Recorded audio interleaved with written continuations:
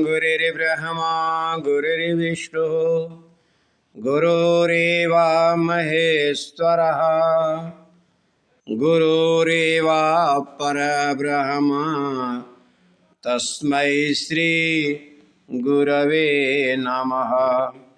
अखंडमंडलाकारं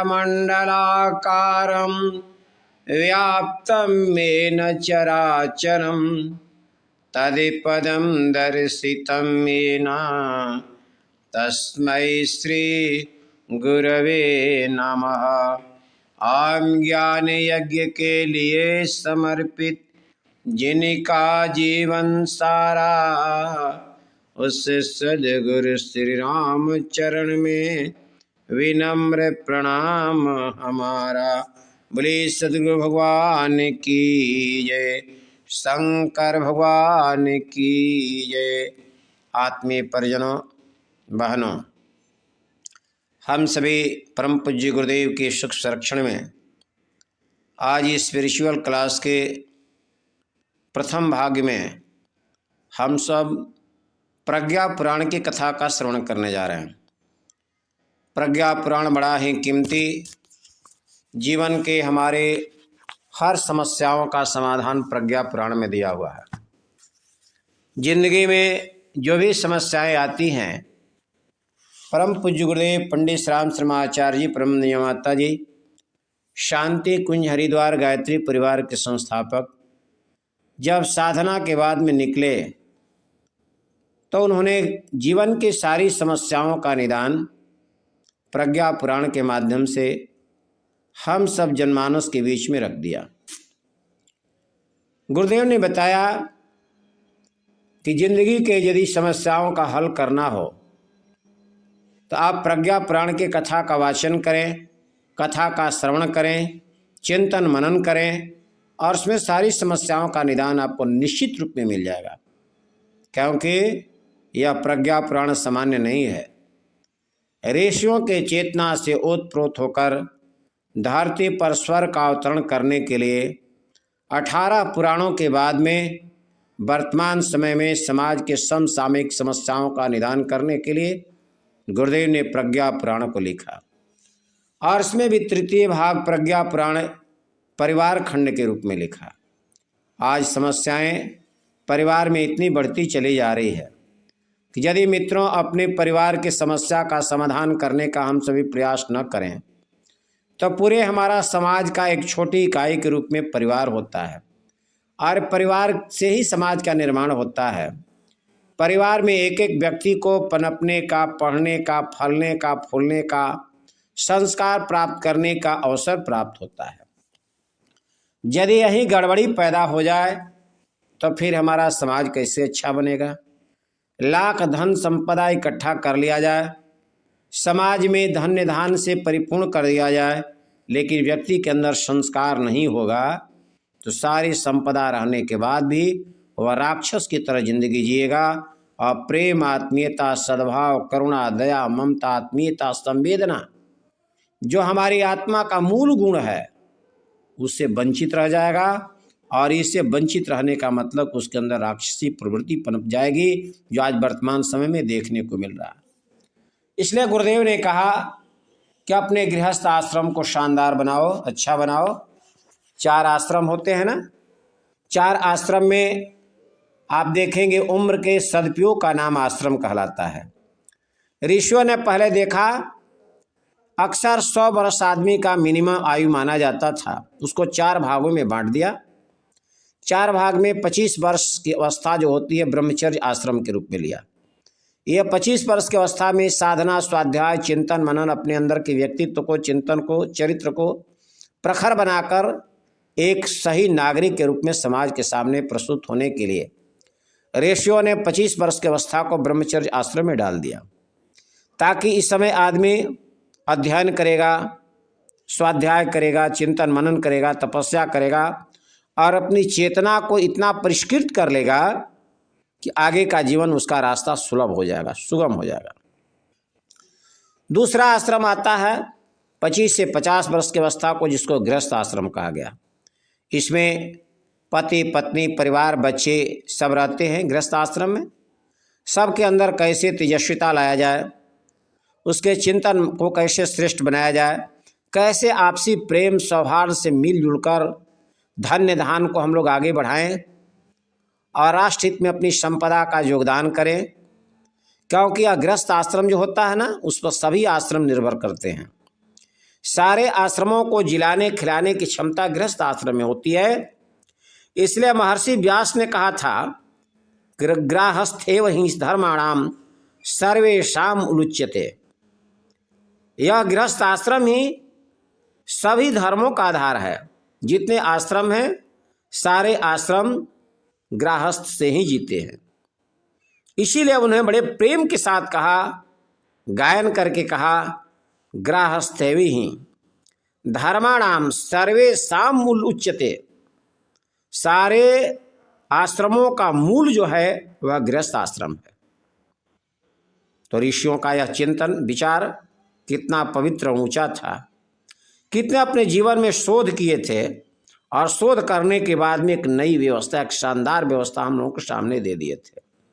परम पूज्य गुरुदेव ने इसको और परिष्कृत किया और परिष्कृत करके समाज के सामने लाकर रख दिए। आए गुरुदेव के विचारों को हम सभी श्रवण करने का प्रयास करेंगे। शायद उनका विचार हम सबों के जीवन को एक नया मोड़ दे दे। और यदि थोड़ा सा संकल्प से जुड़ जाएं, ऐसी ऋषि का चिंतन है कि उन्होंने दावा के साथ कहते थे कि जी हमारे विचारों को ध्यान से जो श्रवण कर लेगा ना, उसके ज़िंदगी को निर्मल बनाने की ताकत इन शब्दों में है, विचारों में है। आए हम सभी प्रवेश करें गृहस्थ आश्रम में। ऐसे ही ऋषियों का समागम नैमिषारण्य क्षेत्र में हुआ था। सारे ऋषि वहाँ पर एकत्रित थे और जब ऋषि एक जगह एकत्रित हो जाएंगे तो कहीं स्वस्थ विचार तो निकलेगा ही। 12 वर्ष पे जैसे कुंभ मेला लगता है, वैसे ऋषियों को भी 12 वर्ष के बाद में एक जगह एकत्रित होकर समाज की समस्याओं के बारे में चिंतन करते थे और उसी में से एक व्यक्ति को सत्राध्यक्ष बना दिया जाता था, जिस संबंध में जिस विषय के बारे में चर्चा होनी थी। एकदा तु हरिद्वारे कुंभ पर्वणे पुण्यदे पर्व स्नानस्य संजात समाहोरोत्र धार्मिक। एक बार पुण्यदायी कुंभ पर्व पर हरिद्वार क्षेत्र में विशाल पर्व स्नान का धर्म समारोह हुआ। देश देशांतरों से अगणित सदगृहस्थ उस अवसर पर पुण्य लाभ लेने के लिए एकत्रित हुए थे। साधु संतों को भी परस्पर मिलजुल कर सामयिक परिस्थितियों के संदर्भ में उपाय खोजने थे।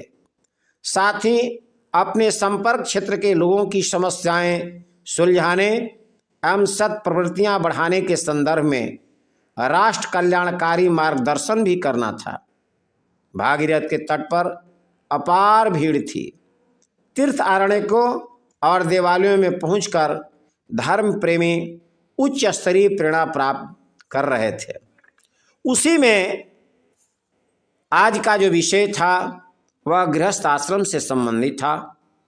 महर्षि धम्म इसके प्रतिनिधित्व करते थे, तो महर्षि धम्म को सत्राध्यक्ष बनाया गया और उनके माध्यम से समाज को एक नई दिशा देने की प्रेरणा दी गई।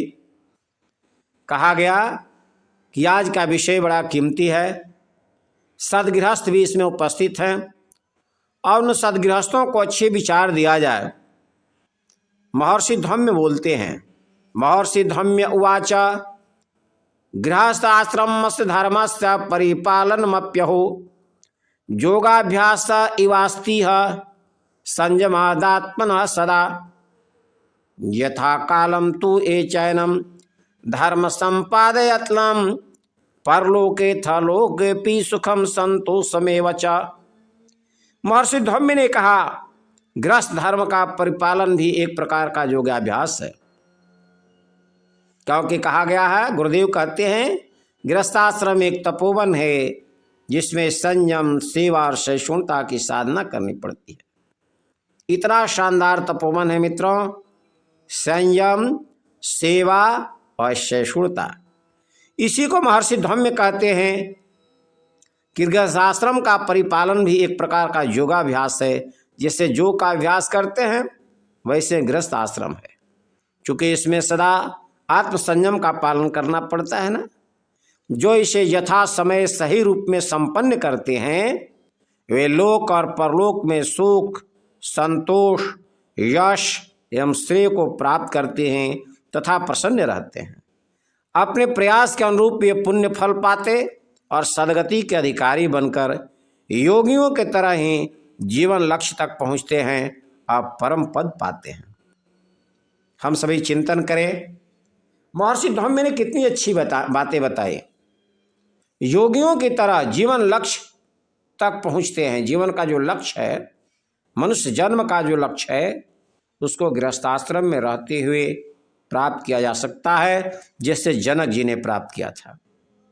और परम पद को पाते हैं, वहाँ जाने के बाद में न पुनरावर्तते, लौट कर नहीं आते। गृहस्थाश्रम की इतनी बड़ी महिमा बताई गई। क्यों? क्योंकि समाज को देने के लिए भक्त की जरूरत पड़ती है, सुनागरिक देने की जरूरत पड़ती है। तो गृहस्थाश्रम को सुनागरिक देने की खान कहा गया। यही एक ऐसा लेबोरेटरी है, यही एक ऐसा प्रयोगशाला है जिसके माध्यम से भक्त भी पैदा किया जा सकता है, ज्ञानी भी पैदा किया जा सकता है, संत भी पैदा किया जा सकता है, महात्मा भी पैदा किया जा सकता है, सुधारक भी पैदा किया जा सकता है, महापुरुष भी पैदा किया जा सकता है, विद्वान पैदा किया जा सकता है, पंडित पैदा किया जा सकता है। सब गृहस्थ आश्रम से निकल कर आते हैं। कहीं बाहर कोई ऐसा टकसाल नहीं, कोई आश्रम नहीं जहाँ से ऐसे निकल कर आए, लेकिन गृहस्थ आश्रम ही हैं जहाँ से भक्त, ज्ञानी, संत, महात्मा, सुधारक, महापुरुष, विद्वान, पंडित, नेता, वैज्ञानिक, पुरोधा, इंजीनियर और डॉक्टर, जो भी समाज में हम श्रेष्ठ व्यक्ति की परिकल्पना करते हैं, शिक्षक, कर्मचारी, किसान, जो भी परिकल्पना करते हैं, सब गृहस्थ आश्रम के चार दीवारी से ही निकल कर बाहर आते हैं। मित्रों, यदि इस गृहस्थ आश्रम की परिकर को शानदार बनाने का प्रयास किया जाए, शिक्षा, दीक्षा, पालन पोषण, ज्ञान संवर्धन यदि अच्छा से किया जाए, तब परिवार के बीच ही मनुष्य की सर्वोपरि शिक्षा और की व्यवस्था की जा सकती है। परिवार के बीच ही संस्कार दिया जा सकता है। मानवीय मूल्यों की स्थापना, समाजनिष्ठ भौतिक विकास, साथ साथ मनुष्य में आध्यात्मिक मानसिक विकास का भी यह स्थान परिवार ही होता है। क्योंकि यहीं से जो बढ़ता है, यहीं से संस्कार मिलता है, तब जाकर आगे हम समाज में अच्छा काम कर पाते हैं। इसीलिए बड़े ही प्रेम के साथ ऋषियों ने कहा कि गृहस्थाश्रम एक तपोवन है। यह ऐसा शानदार तपोवन है जहाँ से आदमी निकलने के बाद जीवन को धन्य बनाया जा सकता है, मनुष्य जन्म का लक्ष्य प्राप्त किया जा सकता है। इसी गृहस्थ आश्रम से भगवान राम भी पैदा लिए थे। इसी गृहस्थ आश्रम में श्री कृष्ण भगवान भी पैदा लिए थे। बचपन में देखिए, अपने ब्रह्मचर्य आश्रम में जाकर उन्होंने जंगलों में, ऋषियों के आश्रमों में धनी मानी होने के बाद भी उन्होंने क्या किया कि आश्रम में जाकर ऋषियों के साथ रहकर योगाभ्यास सीखा। माता पिता उनको सीखने के लिए शैक्षणिक व्यवस्थाएं दिए, और यह नहीं किया कि संपन्नता होने के बाद में हम ट्यूटर घर में रख लें और ट्यूटर के माध्यम से एक अच्छे विचार देने के लिए उन्हें योग्य व्यक्ति के साथ में जोड़ा। तो अपने ब्रह्मचर्य आश्रम के समय में शिक्षा की व्यवस्था होती है। जीवन में कैसे हम एक शानदार नागरिक बने, इसके लिए प्रशिक्षण की आवश्यकता होती है, और सारे प्रशिक्षण गृहस्थ आश्रम में रहने वाले गृहस्थ के प्रतिनिधि के रूप में आदमी को प्राप्त करना पड़ता है। अब आए जरा देखें, हम सभी विचार चिंतन करें कि गृहस्थ आश्रम का धर्म पालन करना योग से कम नहीं है। योग में क्या होता है? अनेक प्रकार के योग में गृहस्थ योग भी एक योग है। जोड़ना पड़ता है। किसे जोड़ें? योग कहते हैं जोड़ को, आत्म चेतना को परमात्म चेतना से जोड़ने का नाम योग कहलाता है। इस गृहस्थ आश्रम में रहते हुए हम परिवार परिकर में रहते हैं, लेकिन अपने घर में आदमी भगवान का स्थान बनाता है, पूजा पाठ करता है, आरती होती है, भजन होता है, एक साथ मिलजुल कर हम लोग खाते पीते हैं, बैठते हैं, आत्मीयता का विस्तार होता है। पति पत्नी एक साथ रहते, फिर बच्चे हो गए, बच्चों में प्रेम चला जाता है, बच्चे भी आपस में प्रेम करते हैं। देखिए प्रेम का विस्तार हो रहा है। अब फिर चाचा चाची, दादा दादी, सारे चीज होते हैं, सब में प्रेम, आत्मीयता, एक दूसरे की सेवा करना, सारे प्रशिक्षण चल रहा है। माता पिता बच्चों के साथ जैसा व्यवहार करते हैं, बच्चे भी अपने माँ बाप को देखकर अनुकूल उसका अनुकरण करते हैं।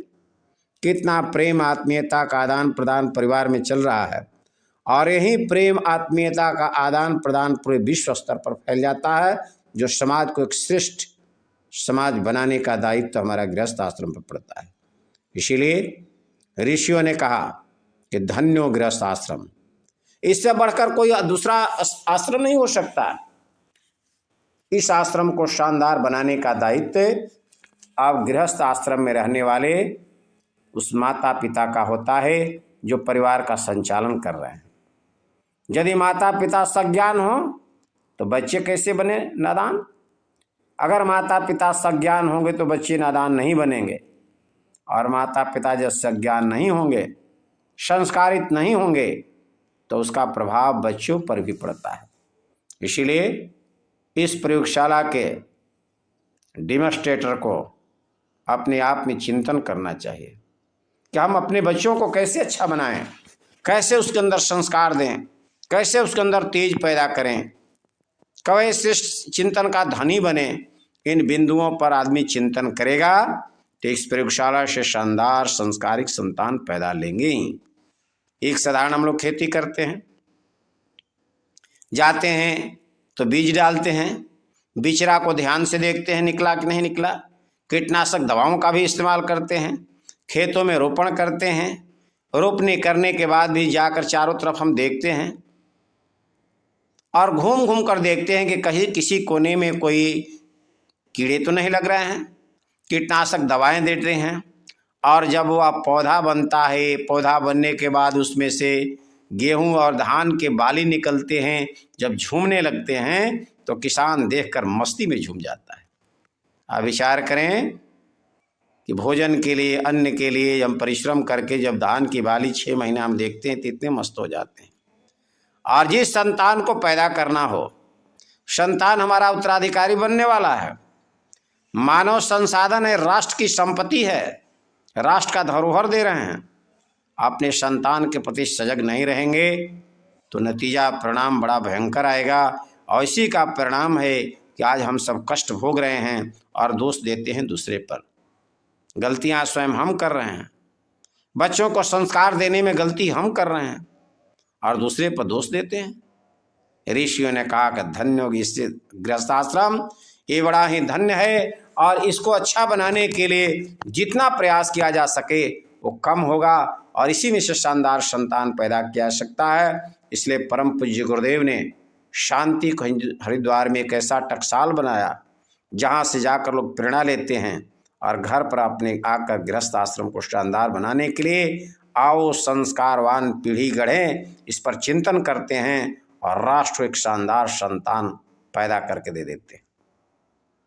धन्य है गुरुदेव, धन्य है आपका चिंतन, धन्य है आपका विचार, जो राष्ट्र को विचार क्रांति अभियान से जोड़कर एक नई दिशा दे रहा है और आपके सपना साकार होने जा रहा है।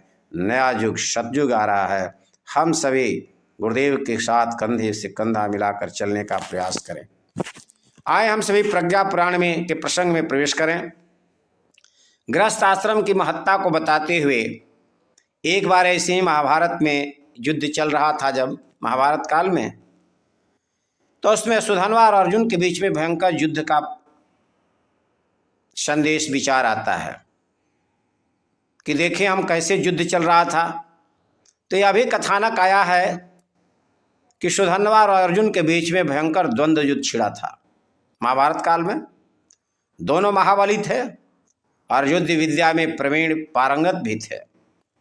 घमासान लड़ाई चली, विकरालता बढ़ती ही जा रही थी, निर्णायक की स्थिति आ नहीं रही थी।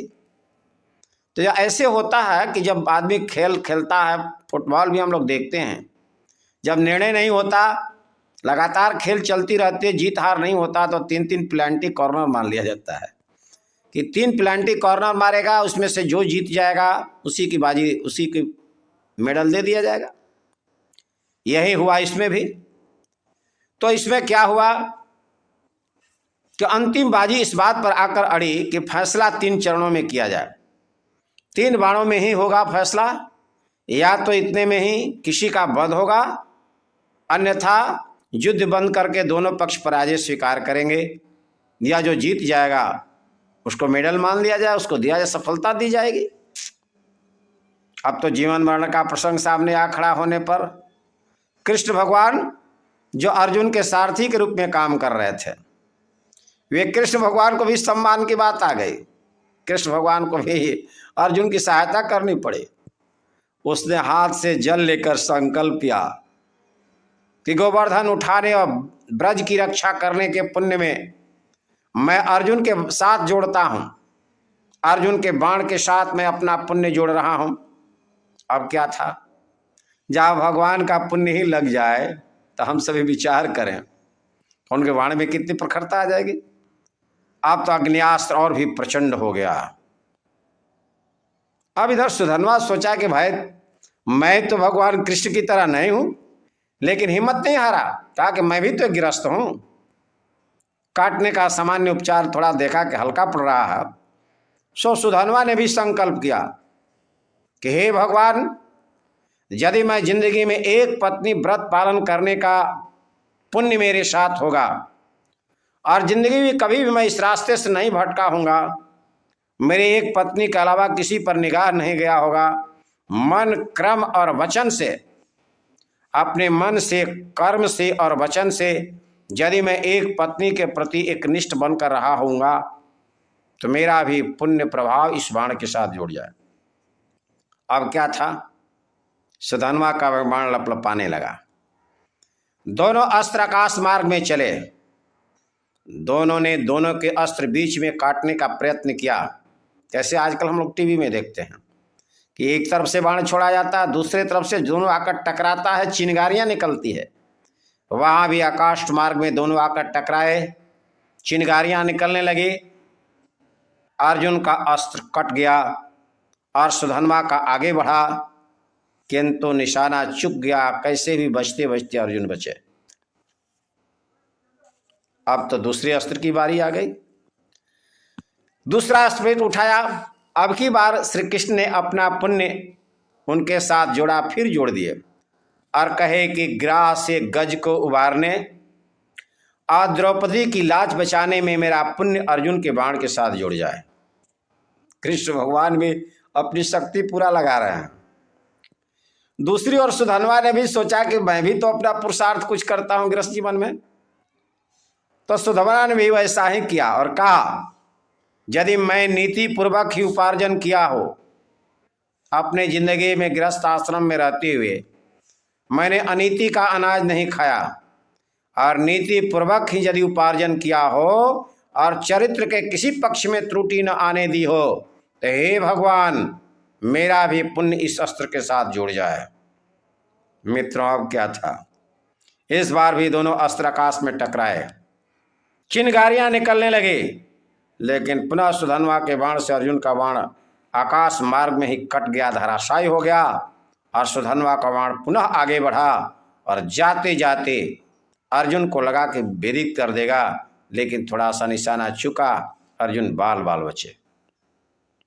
अब तो तीसरे अस्त्र की बार आ गई। वहीं शेष था और अंतिम लड़ाई थी। इस अंतिम निर्णय पर क्या होगा, कृष्ण भगवान भी अब सोचने लगे और कृष्ण भगवान ने अंतिम बाजी पर सारी शक्ति लगा दी है। उन्होंने कहा कि यदि मेरे बार बार अवतार लेकर धरती का भार मैंने हल्का किया होगा, तो बार बार अवतार लेने का जो पुण्य होगा सब अर्जुन के बाण के साथ जुड़ जाए। अब आप विचार करें, जिस बाण के साथ भगवान का पुण्य जुड़ गया, अभी धरती पर बार बार अवतार लेने वाला पुण्य जुड़ गया, तो वह बाण कितना शक्तिशाली होगा।